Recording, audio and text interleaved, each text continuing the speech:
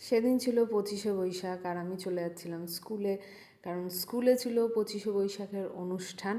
তো আমি এই যে চলে এসেছি স্কুলে।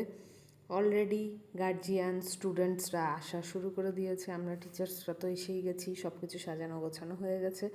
আর এই যে আমাদের ম্যাডাম, যিনি রবীন্দ্রনাথ ঠাকুরের সম্পর্কে অনেক কিছু বলছিলেন, যেটা আমাদের এখনকার বাচ্চাদের তো আরও বেশি জরুরি শোনা।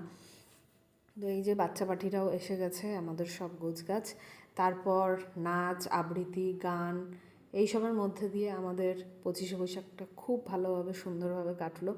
আর এখানে আমি ওদের নাচ দেখিয়ে দিচ্ছিলাম, কারণ ওরা তো ছোট ছোট বাচ্চা, তো ওদের যদি আমি না দেখিয়ে দিই তো ওরা সেইভাবে পারবে না করতে। তো জাস্ট ওদের হেল্প করার জন্য আমি জাস্ট নাচটা দেখিয়ে দিচ্ছিলাম, যাতে ওরা আরও ভালো করে করতে পারে।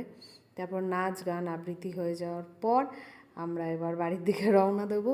এই যে সবাই একটু হাই হ্যালো করে দিল, তো এবার আমরা বাড়ির দিকে চলে যাচ্ছি।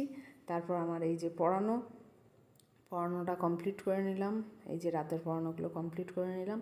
তো সবাই ভালো থেকো, সুস্থ থেকো, টাটা।